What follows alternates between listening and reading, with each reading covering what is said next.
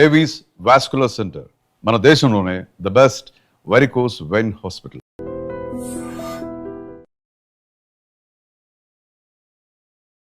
కేసీఆర్ గారు ఆ తెలుగు మహాసభల్లో మాట్లాడిన పద్ధతి అంటే ఓవరాల్గా భాష గురించి, ఓవరాల్గా భాషను కాపాడుకోవాల్సిన అవసరం గురించి, ఆవశ్యకత గురించి, భాషా పండితుల గురించి, ఇవన్నీ కూడా కేసీఆర్ గారు తీసుకున్న ఆలోచన. నా ప్రశ్న ఏంటంటే మీతోన, ఇప్పుడు కొత్త తరం పిల్లల్లో మరి తెలుగు మాట్లాడడం కానీ, కొత్త తరం అంటే ఇప్పుడు మా తర్వాతి తరం, నేను తెలుగు మాట్లాడడం కానీ, తెలుగు నేర్చుకోవాలన్న కోరిక కానీ కొంత క్రమేపీ తగ్గుతున్నట్టు కనబడుతుంది. ఎందుకంటే ఇంగ్లీష్ మీద మోజానండి, ఇంకోటనండి. కానీ మాతృభాషను, మన మాండలికాన్ని, మన భాషను, మన యాసను అంటే ఒకవైపు ప్రభుత్వ పరంగా చేసేటి చేసుకుంటేనే ఏం చేయాలంటే సమాజం ఏం చేయాలి, ఎట్లా భాషను కాపాడుకోవాలి, ఎట్లా ముందుకు తీసుకొని పోవాలి, ఒక కవిగా, ఒక తెలంగాణ బిడ్డగా మీరేమంటారు? ఒక ఆర్థిక అంశాలు, అభివృద్ధి, ఐటీ ఇలాంటివి కాకుండా వెస్టర్న్ మాకంటే మీకు బాగా తెలుసు. జర్మనీ ఫ్రాన్స్లో కూడా వాళ్ళు ఏంటంటే ఎంత అభివృద్ధి వచ్చినా మనకంటే ముందు పారిశ్రామిక విప్లవం, తర్వాత స్వేచ్ఛా విప్లవాలు వచ్చిన తర్వాత కూడా వాళ్ళు చాలా గొప్ప రచయిత అంతా తమ మాతృభాషలో రాస్తారు, మాతృభాషలో పరిచయం. ఇవాళ క్యూబా కూడా చిన్న దేశం, కానీ వాళ్ళ భాష రావటం ఇంగ్లీష్కి అనివార్యం, తప్పదు ఇంగ్లీష్ నేర్చుకోవడం. అయితే మనకు తెలంగాణ వచ్చిన తర్వాత మన భాష ఇంగ్లీషు రావడం అనివార్యం అయిపోయింది, దాన్ని ఏమో కాదనలేము. ఎందుకంటే దాని మీద చర్చోపించలేము, వివాదాల్లోకి మనం పోలేము. కాకపోతే మాతృభాష ఉండటం, మాతృభాషలు రావటం అంటే అది సారాంశం అంటే మన స్థానియ ఉత్పత్తులను పెంచి, ఇప్పుడు ఒడిపిల్లు, గునిగలు, ఎడిసెలు, వలసాకు, తుంగ, ముస్తేలు, తూటికూర, తాటి తెగలు, దేవదారులు, ఎత్తాకులు, బొద్దికూర, ఈత, అలసంద, కందులు, మినుముడు, వివ్వలు, రాగులు అన్నాం అనుకో. సుమన్ సాయి లాంటి శాస్త్రవేత్త చెప్పకముందే మన ఆయన వంగడాలు, వేల వంగడాలు, మన పిజ్జా, బర్గర్ ఇవన్నీ లేకుండా మన దేశీయ ఉత్పత్తులు, కారపూస, లేకుంటే ఉసుండలు, లేకుంటే మక్కగారెలు అన్నీ మన భాషలో కూడా మనకు సంబంధించిన వస్తువులు ఉంటాయి. మనం ఏవి తినాలా, ఏది బట్ట గడుపున, అంటే పాయింట్ షర్ట్ వచ్చిన తర్వాత సలవ పంచ, దోతి పంచ అవన్నీ పోయినాయి. అట్లా దొంగ శోభనమున సింగిబోయడుగొన్న బింగి రవికే బాయేనన్న చెన్నంగి సీర బెంగి రవిక, ఇట్లా ఎన్ని రకాల బట్టలు ఉంటాయి, ఎన్ని రకాలు మాట్లాడుతున్నారు. ఇట్లా మార్కెట్ కల్చర్లో అనివార్యంగా మన ప్రపంచంలో మార్కెట్ కల్చర్లోకి కానీ భాష నష్టం అయితే మన స్థానియ ఉత్పత్తులు కూడా ప్రపంచంలో మనం దాని మూలాలు కూడా చెప్పుతాయి, మూలాల్లో ఉంటాయి, భాషలోనే ఉంటాయి. కనుక భాషను కాపాడే పని తెలంగాణ ప్రభుత్వం చేస్తున్నది. అందులో తెలుగు భాషను మన నిజమైన తెలుగును మాట్లాడుతున్నాం. అది ప్రభుత్వంలో ఆ ప్రపంచ మహాసభలో అక్కడి వాళ్ళు కూడా పులకించడం కదా. నేను ఆంధ్ర వినప్పుడు, సార్ మీరు అదృష్టం, నేను సాహిత్య సభలకు బాగానే అవుతున్నాను, నాటకాలకి మీరు అదృష్టవంతులు సార్. కేసీఆర్ లాంటి సాహిత్య కాంత దర్శనం ఉండి సాహిత్య అభినవేశంలో వాళ్ళ నేత కావడం వల్ల తెలుగుకు వాళ్ళ మేలు జరుగుతుంది ఉమ్మడిగానే అని చెప్పి ఒక ఇంటి ముందల ఒంటి వేప చెట్టు కింద కూర్చోనని చెప్పి మీ అమ్మగారి గురించి మీరు గతంలో అప్పట్లో ఇంటి ముందు అంటే అమ్మ వ్యవసాయ పనులేనగా ఇంటి యాప ముందు ఒంటే కూర్చున్నప్పుడు ఎవరికి చెప్పుకునే పరిస్థితులు ఉండే కదా. మా అమ్మ గురించి అప్పుడు అమ్మ గురించి రాసింది. అట్లా ఎన్నో లక్షల మంది అమ్మలు, ఎన్నో లక్షల మంది మహిళలు, వాళ్ళ జీవితాల్లో వచ్చిన మార్పులు, వాళ్ళ జీవితాల్లో ఈరోజు మీరు చూస్తున్న అనుభవాల గురించి ఏమంటారంటే, కేసీఆర్ గారి ఇవాళ ఒక ఒంటరి మహిళలకి, అదే మాదిరిగా బీడీలు చుట్టే అక్క చెల్లెలకి, అదే మాదిరిగా 57 ఏళ్ళు నిండిన అవ్వలకి, అందరికీ కూడా ఇవాళ వాళ్ళ కడుపు నిండా కనీసం వాళ్ళకి ఇబ్బంది లేకుండా, ఆత్మగౌరవాన్ని దెబ్బతినకుండా వాళ్ళకు పెన్షన్లు ఇస్తూ కడుపులో పెట్టుకుని చూసుకుంటా ఉన్నారు 46 లక్షల మంది. మరి మీ అమ్మగారి గురించి అంత చక్కటి, మరి మీ అమ్మగారి పరిస్థితి గురించి రాసిన మీరు ఉద్యోగం వచ్చి మేము ఊరు పెట్టి మా అమ్మ రాసిన అప్పుడు అమ్మ నాన్న ఒంటరి అయితే అది మీరన్న మాట. ఇప్పుడు ఒంటరి మహిళలు అనుభవించే బాధ గ్రామాల్లో చాలా ఘోరంగా ఉండేవి. ఇవాళ 60 రూపాయలు పెన్షన్ కోసం, ఆ రోజుల్లో 200 రూపాయలు పెన్షన్ కోసం కాలర్ దాంట్లో 220 రూపాయలు మళ్ళీ అది ఇలా చేసుకునేది ఓపెన్ సీక్రెట్. చాలా చోట్ల బాధ అనిపించేది. అది వాళ్ళ డైరెక్ట్ వాళ్ళ ఖాతాలో పడడం. తర్వాత వృద్ధులు కూడా చిన్న జాండుబాం అడిగితే ఇప్పుడు జాండుబాం తలకాయ నొప్పి వస్తుంటే, జాండుబాం ఆ రోజుల్లో 5 నిమిషాలు జింద తెలుసు, వాళ్ళకి జింద తెలుసు జాండుబాము. ఎప్పుడన్నా ఇట్లా ఒక బీడి చుట్టూ పొగాకు పెట్టుకు దౌడకండి తంబాకు అడిగేది, దానికి నీకు ఇది కావాలన్నా జాండుబాం వడిస్తాను, నీవు ఏం కష్టం కొడుకులు ఇదే అట్లాంటి వాళ్ళు. ఇవాళ నేను రాసిన జాండుబాం అడిగిన అమ్మని ఇంట్లో ఉంచుకుని నెల ఇంట్లో ఇంట్లో ఉంటూ ఇప్పుడు అమ్మ మాతానే ఉండంటారు. అంటే వాళ్ళకి పెరగటం వల్ల వాళ్ళకి ఆ మాత్రం బియ్యం వస్తాయి. ఇప్పుడు సన్న బియ్యం వస్తే ఇంకా అద్భుతం సారు, వాళ్ళకి వదిలిపోతుంది. వాళ్ళ జీవితాల్లో ఒక మార్పు. అది అంతకుముందు ప్రభుత్వాలు సంక్షేమం గురించి అనేది కానీ వాళ్ళు అది బాధాకరం. అది సరిగ్గా రాకపోయేది. మానవీయంగా ఆలోచించడం అమ్మ 6 నెలలకు ఒకసారి వచ్చేది.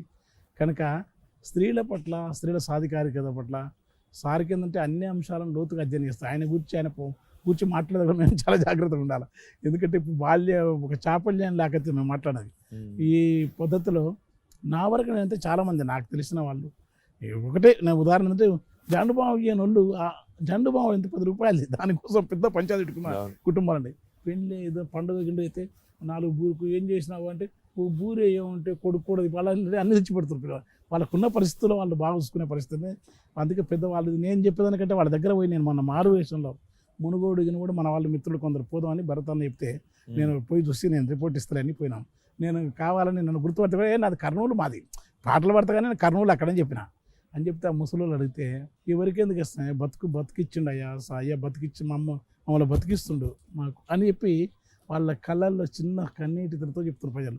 కనుక వాళ్ళకంటే మనం ఈ సంక్షేమం ఎందుకంటే సార్లో ఒక్కొక్క అంచెలో ఏ వర్గాలు ఉపేక్షించకూడదు, ఎవరికి ఏం కావాలనో, తర్వాత అభివృద్ధికి ఇవన్నీ ఇస్తూ సంక్షేమం కాకుండా నీళ్లు, తర్వాత పారిశ్రామిక రంగంలో మీరు చేస్తున్న తర్వాత ఐటీ ఈ అభివృద్ధి హైదరాబాద్ నగరం దీనితో పాటు ఈ సమీకృత సమ్మిళితం అని మీరు అంటారు ఎప్పుడు సమ్మిళితం, ఈ సమన్విత దృక్పథం అవుతుందో సమ్మిళితం లేకుంటే సమన్విత దృక్పథం కానీ అన్ని వర్గాలకు కుల మత రహిత అనేక అంటే మాడమూరు ఈ జిల్లా ఇవన్నీ వివక్షితులు మనిషి అంతర్గంగా మనిషి యొక్క అవసరాలు మనిషి కనీస అవసరాలు తీర్చుతూ వాళ్ళ స్థితిని ఉన్నదానికి మార్చే క్రమానికి వేగవంతం చేసే పని.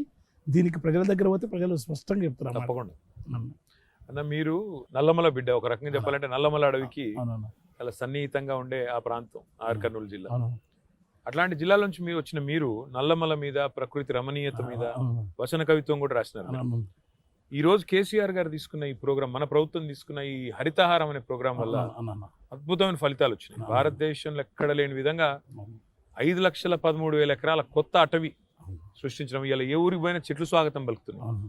ఏ గ్రామానికి పోయినా, ఏ పట్టణానికి పోయినా ఇవాళ మనకి నర్సరీలు కోకొల్లలుగా ఉన్నాయి.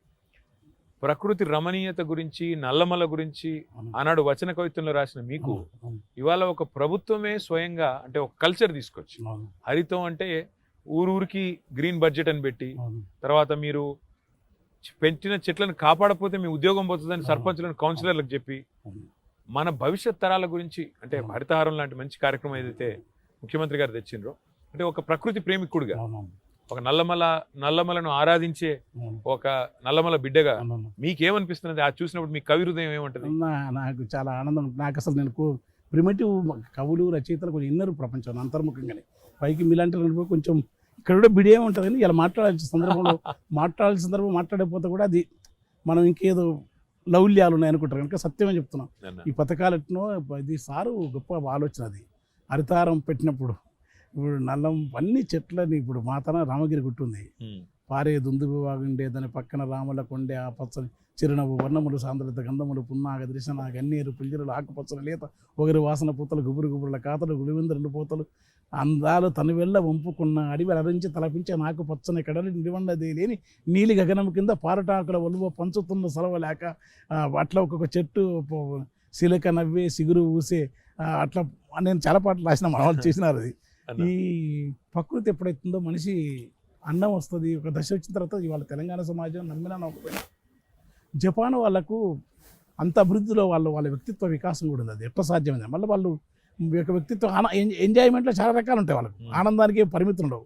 వాళ్ళ స్వేచ్ఛ ఆనందాలు, రాత్రిపూట ఉండే ఆనందాలని వాళ్ళకి పరిమితులు లేవు.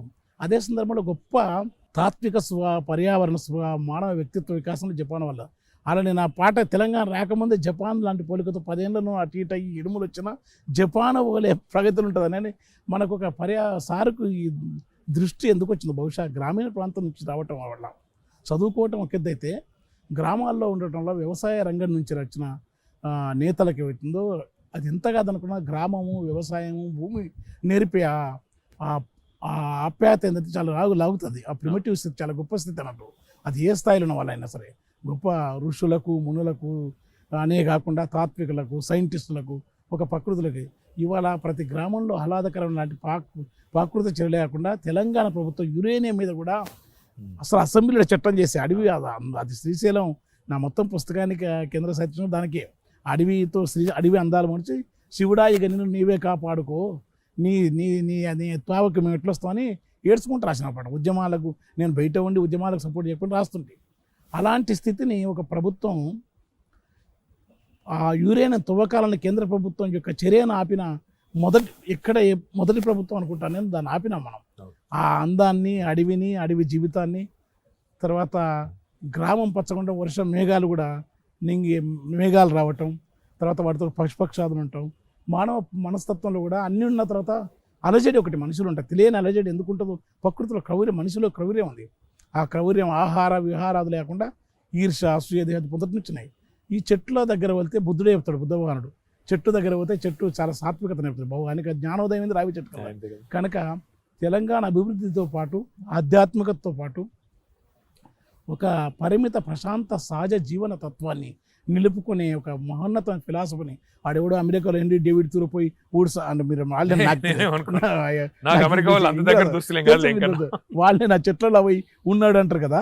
ఇవాళ ప్రతి ఊర్లో ఒక మంచి మనసున్న వాళ్ళు కొద్ది ఊర్లో లెక్కతే. ఇప్పుడు హైదరాబాద్ సండే పోతే ఊర్లో పోయి ఏ కోట మీద గుట్ట మీద చుట్టుముట్టు పచ్చని అడవుల్లా దారికి వైపున నీడ వరిసిన చెట్లు, పసరు కొమ్మల పైన పచ్చుల ముట్టట్టు పండుటాకుల వాగి గాలి తప్పట గుళ్ళు కొండవాలన జారే కొసరు సినుకు బొట్లు. ఆ నీళ్ళు వచ్చి దుంకటం వలన ఆ నీళ్ళు ఆ కొండలా దారుతున్న ఊరు కలగానే కలలోన కనిపించని తావు అని చెప్పి రాసుకున్నాను. అంటే ఇప్పుడు కలలో ఎప్పుడు అనుకునేటివి అది నిజంగా గ్రామీణ ప్రాంతాల్లో అది కనపడతా ఉన్నది. కొండలు, బంజరు భూములు, తర్వాత పచ్చని చెట్లు, దారులకు ఇరువైపున అదంతా కూడా అది పెద్ద కళ. అది భవిష్యత్తులో పర్యావరణానికి Please subscribe to iDream. Please subscribe to iDream. Please subscribe iDream. And please subscribe to iDream.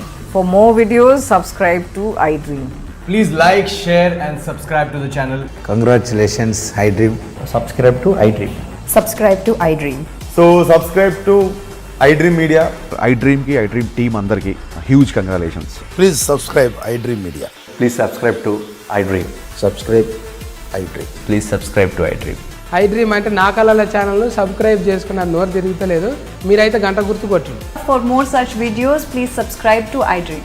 Subscribe to iDream. Please subscribe to iDream. Please subscribe iDream Media. Please do subscribe to iDream. Please subscribe to iDream Media. For best entertainment and information, please subscribe iDream. And don't forget to subscribe to iDream.